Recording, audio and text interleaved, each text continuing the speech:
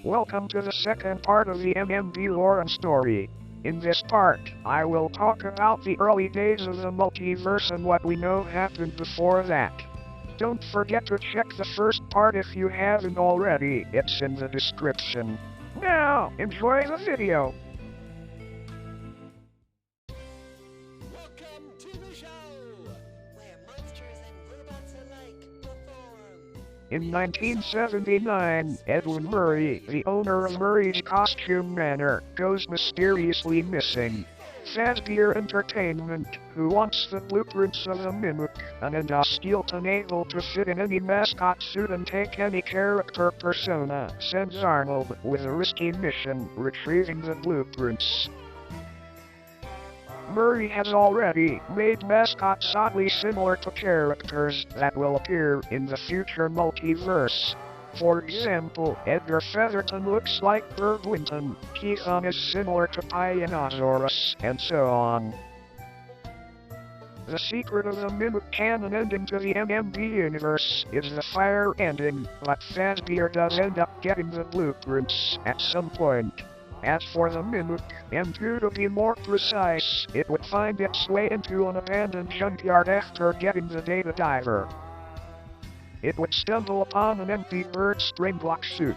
Out of curiosity, it would put on the springblock suit to try it for itself, but would end up getting springblocked and stuck inside. As the Mimic is made to take the persona of any suit it enters, the Mimic would now name himself Berg Winton. You heard that right. Berg Winton, although not the current one, but rather the miraculous Buddy's version, was the Mimic this whole time. Keep this in mind, as it might become important at some point.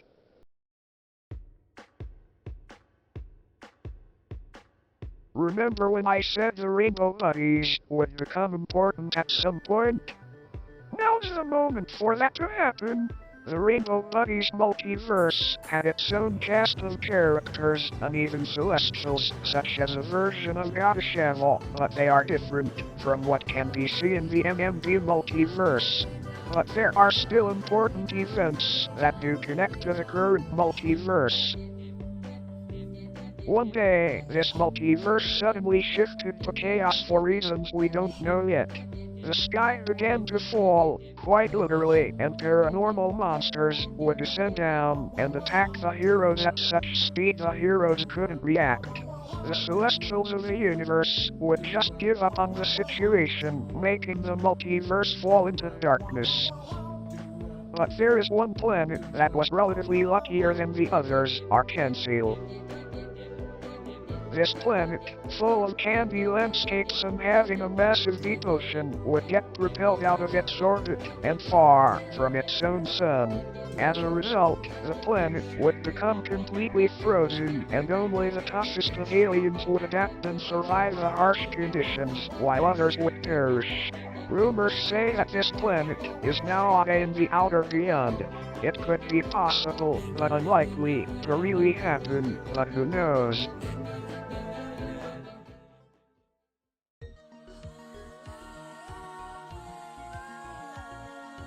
Although it isn't known how the multiverse really started on day one, it is known that the two first Celestials taking care of the multiverse at the time were Asterios and an unknown Celestial. Asterios is the brother of this unknown goddess. It's also unknown if they have any parents or how they got there, but the two Celestials created multiple things. For example, Asterios would create the magical elements and the concept of song and music. The unknown Celestial would be the one to create the natural elements and the first inhabitants of the multiverse, the Primordials. The Primordials were the first beings in the multiverse to possess elemental powers. Each represents a single element. Laugh is the plant element, Fandle is the cold element, Vogel is the air element, Droll would be the water element, and Tunifer would be the earth element. It is currently uncertain if a fire elemental primordial was made at some point.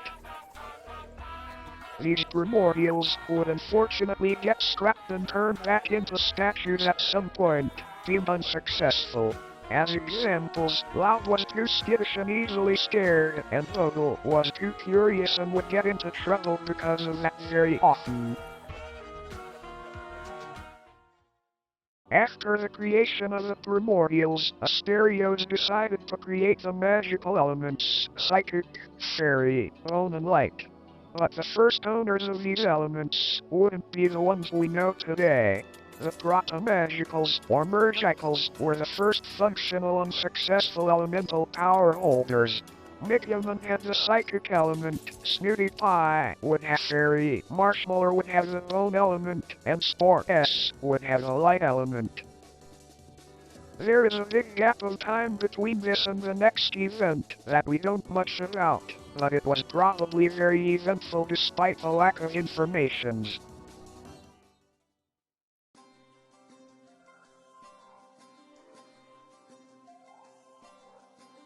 After a long time, the darkness, a massive entity of pure dark energy, would enter and spread through the early multiverse to cause chaos.